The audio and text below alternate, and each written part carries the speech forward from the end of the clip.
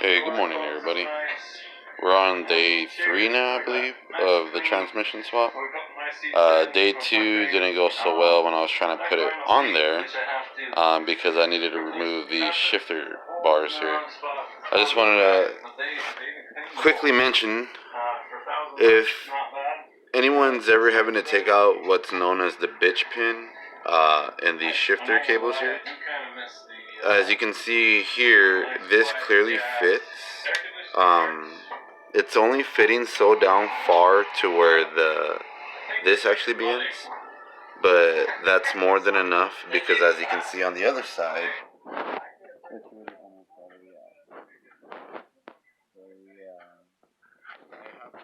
to grab onto it with a pair of pliers now if I don't just hit it out the rest of the way with my screwdriver here, which I probably will.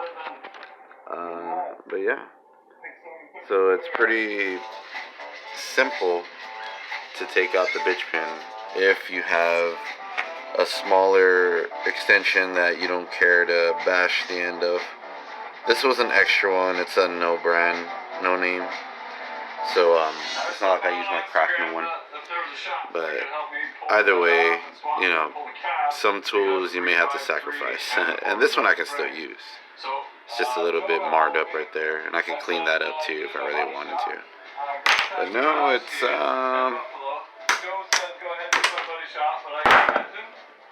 pretty much it. Where'd he go?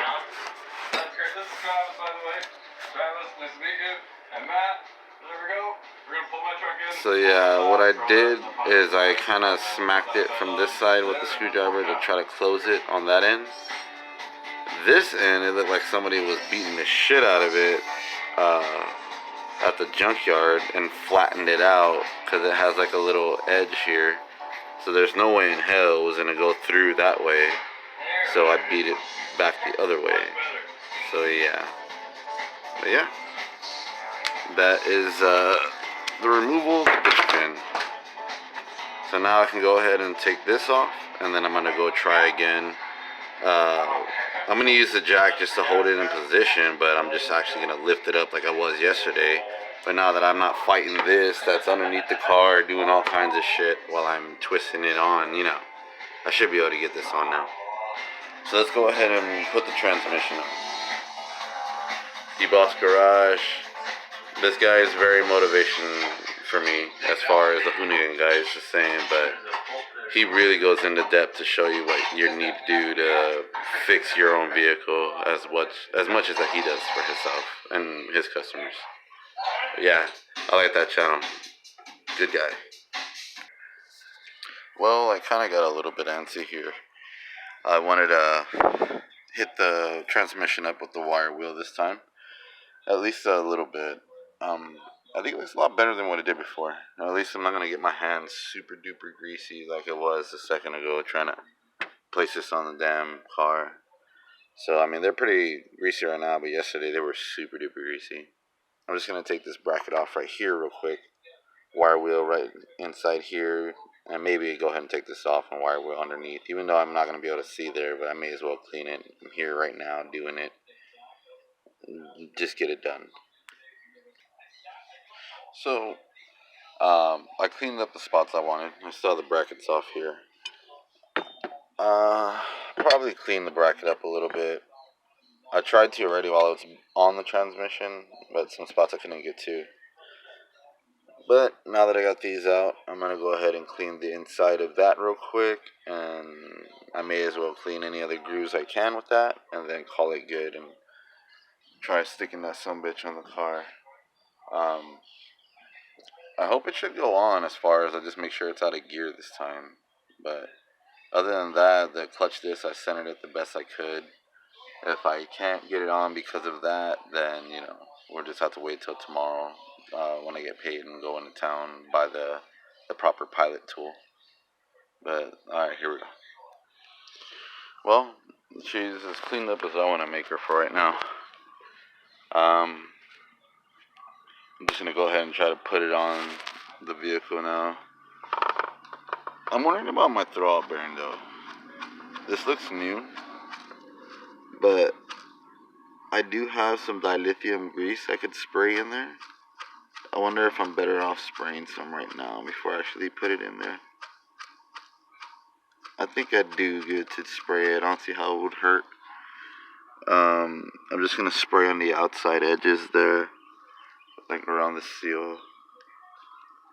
But yeah, I'm just gonna give it like a couple of good sprays and that's it. Start putting it on there, see what happens.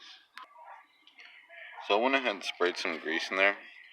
Um, I want to spray more, but I don't want to spray too much. As you can see, to me it sounds a lot better.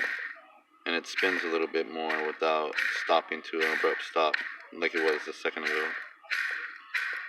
So if anything, I'm going to tilt her to the side and spray it one more time and call it good. And through the magic of film, or pausing rather, ta-da! So what I was assuming was that because the mounts looked very, very similar, that I could get away with it irregardless of what I read on the internet and what everybody was saying. But you do need the manual mounts. I got lucky and took that bracket off. It was with the transmission whenever I bought it, so at least I have the bracket there. So all I really have to do for this mount is go to my local auto parts store and just purchase the mount for a manual. And the same for the front, because it's not really a bracket that goes to the front. It's just where is it? That's the one that goes to the back. The back one you're definitely gonna need. It's off by a good measure. Now what I'm gonna try to do is ghetto rig that mount, because you can see that bolt hole right there. I'm gonna jerry rig that mount over and see if I can get it to mount up for the time being. If I can get this, actually I might as well just wait and do it properly. But regardless, you do need the mounts. The only reason the motor is so close to the frame right there is because I have it still jacked up, it's tilted and leaning back. I don't mean to have it leaning back, but it's an incline where I'm at, so. But yeah, that was the main point of what I wanted to do today, was get that bolted up. I was able to center the disc with my 14mm socket and my best eye, and it seemed to go on no problem. I spun the flywheel before I bolted it all the way down to make sure it wasn't binding up on anything, and I could see the CV actual inputs turning on the inside. So that obviously means everything was synced up properly and nothing was binding. And if it were, I wouldn't have been able to spin the flywheel. But yeah, that is now worn out stage 1 clutch off-brand with a 8-pound racing flywheel on a 91 CRX SI transmission, 4-250 final drive, 5-speed. So this, even with this little DPI setup, it's going to be really fun to drive this thing. So yeah, especially considering that whoever had this car before, I want to believe they did the head gasket and everything, because the water pump looks new.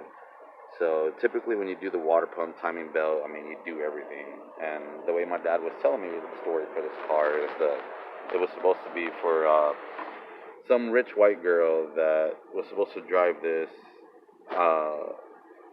as like, I don't know, recreation or a way of showing her humbleness, and then her dad would have bought her the vehicle she actually wanted after like a year of taking care of this, but she just left it in her garage. So yeah, whatever, I'll take anybody else's spoils, especially if I know I'm doing correctly with it.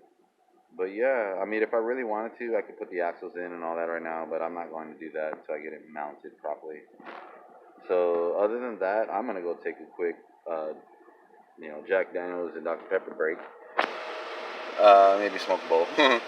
But yeah, today in a few hours time, I'm gonna try to put the pedal assembly on, and then we're gonna go ahead and try to take the dashboard off so I can drill the hole right there properly. Now I got angle right here. I could literally just angle, move the wire harness out of the way the best I could, and flat drill it with my drill, which I may actually do, because the more I say that, the more tempting it sounds, because I really don't feel like removing my dashboard. I can move the hoses and everything out of the way, and it's going to give me as much room as I need to actually drill. You're going to tell I was drilling sideways, but, you know, the more I say that too, the more it makes me not want to do that. OCD, you know, what are you going to do? But yeah, so we got our pendle assembly there. I had already taken all this off before. It's not a problem to take it back off again. But as you can see, to get all up in there and drill out where I need,